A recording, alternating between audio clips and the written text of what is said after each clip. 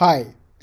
Well, this is the lab number 7, the lab related to the central limit theorem.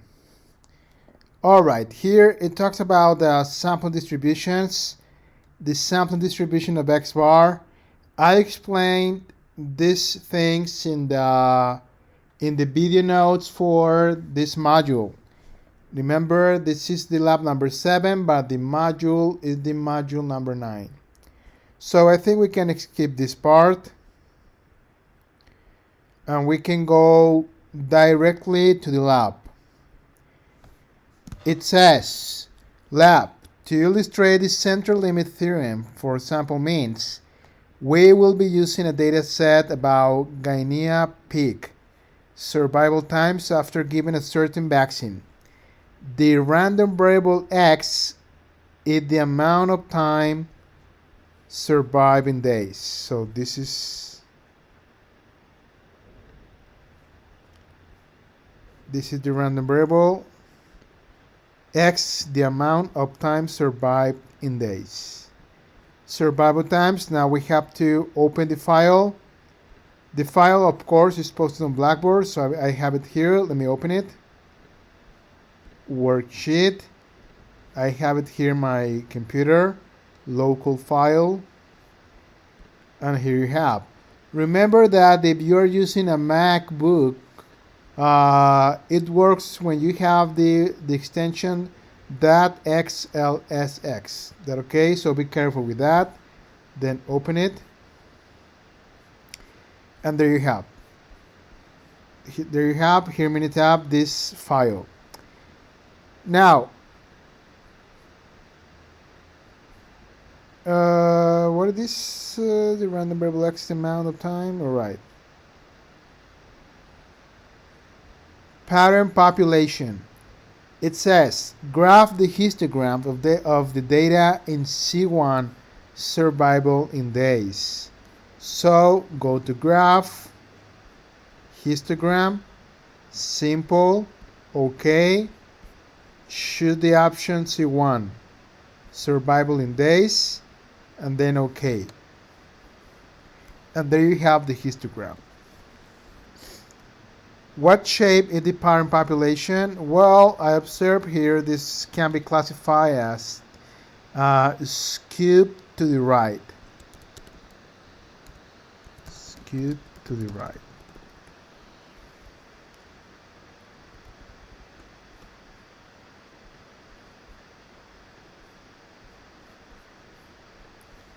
There you have. Calculate the mean and the standard deviation for the parent population.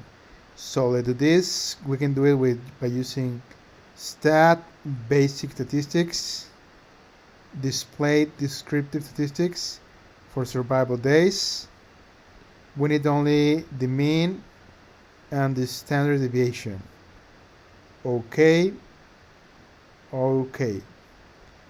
The mean is 141.8. 141.8 and the standard deviation 109.2.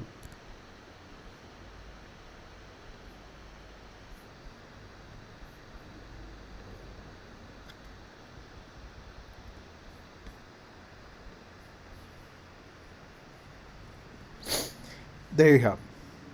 Now, resampling. The columns C3 up to C12 represent a random sample selected from the parent population. There are 500 resamples, 500 for each column. We will calculate the mean for each sample. So essentially, the columns from C2 and up to C11, well, it says here in the lab it says C3, C12, but here we have only up to C11, right? Well, no problem. That's okay. Everything should work anyway. But the point is here we have for each, what is each column representing? It's supposed to be representing a sample of 500 with replacement of all the values we have in C1. I mean, like we're taking a sample of size 100. For example, you're going to take one you're going to choose one number out of the ones in the column C1, and you're going to put it here, and then another one, another one, another one, and so on until you have 500. Well, we have this, but we have done this, but uh, 1, 2, 3, 4, 5, 6, 7, 8, 9, 10 more times. So we have all of these samples, each has 500 values, and they're taken from this column C1. Is that okay? So this is the meaning for the column from C2 up to C11. Now, what do we have to do? It's we will calculate, go back here, we will calculate the mean for each sample, using each row as a sample to calculate the sample mean.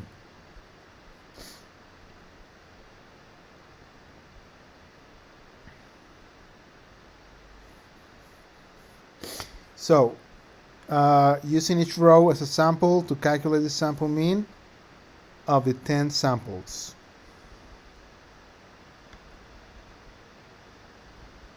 So oh no, so I'm sorry, I think I misinterpreted this.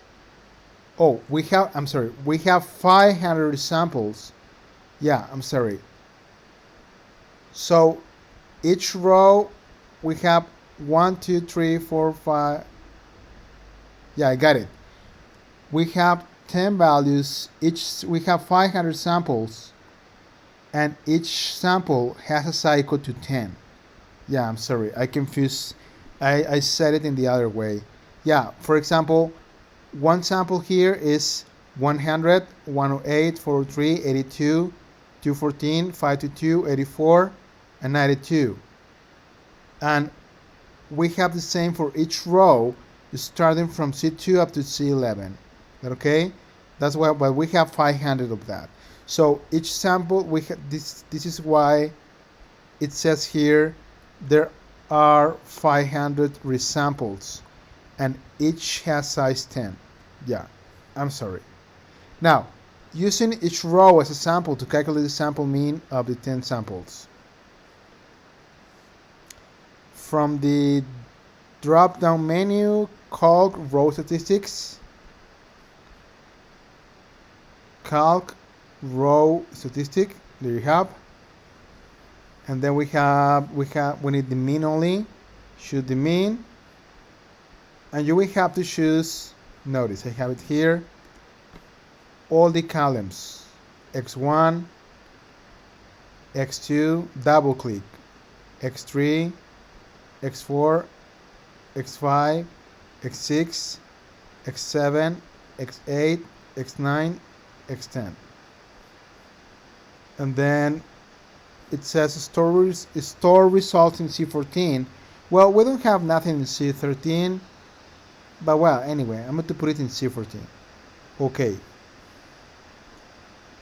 And if you look at this column C14, those are the mean for each of these rows, right? From X1 up to, from this one, X1 up to X10. Each of these represents the mean for each one. All right. Now, sample distribution. Plot the histogram, the means you just calculated. I think we can give a name for this one. So I'm going to put the name here.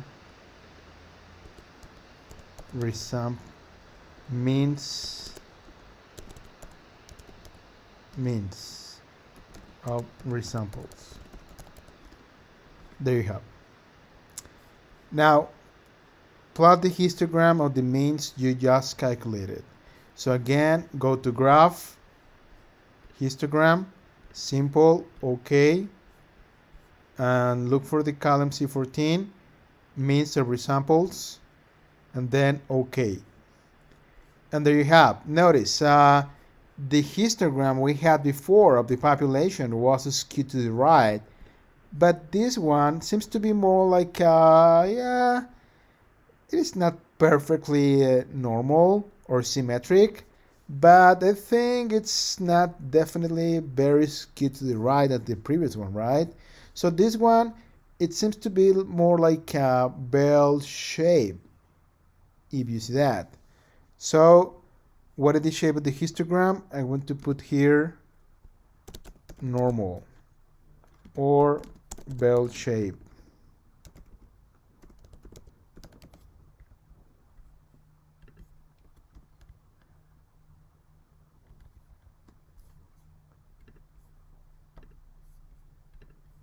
There you have.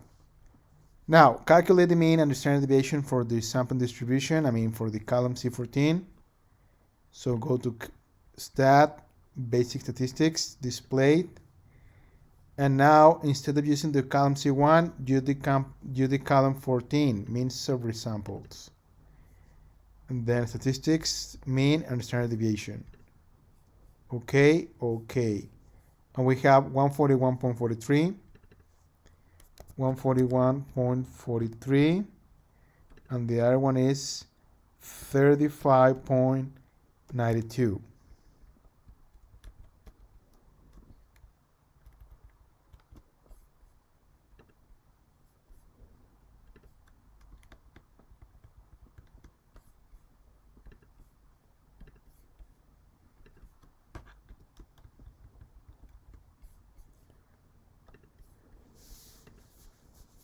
So what do you observe here? Notice the mean of the sampling distribution, the mean, this value, is very close to the mean of the population. You see that?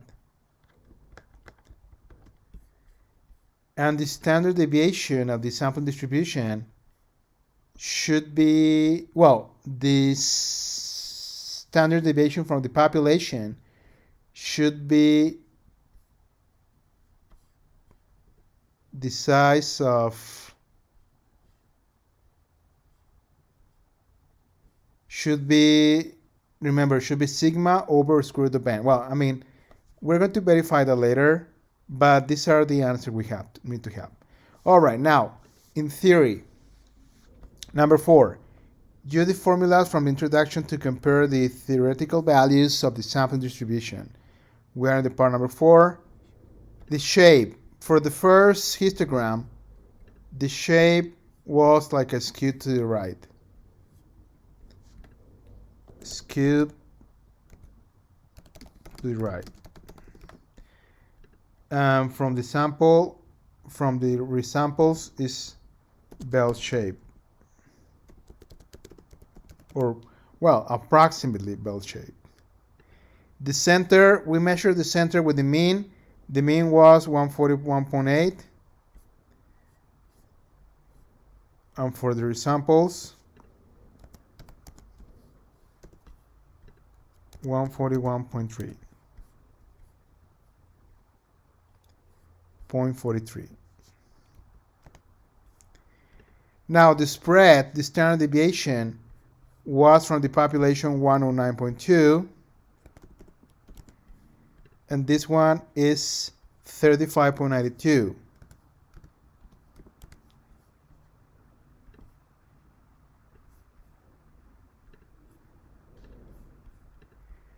Something else. The mean, the standard deviation of x bar should be equal to the standard deviation of population divided by the square root of n, of the size n, of the size of the sample n. So in this case, it's going to be true. What happened? In this case, it's going to be true. You can verify that. For example, well, it should be approximately in this case. This 35.92 is approximately 109.2 divided by the square root of 10.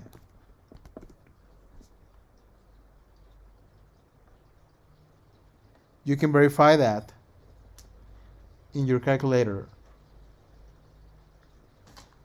I got, let me do it here.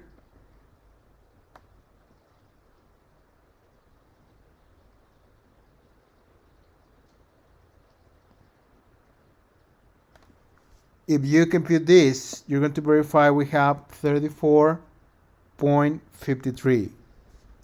So it's very close, right? This is the value. Very close to this one.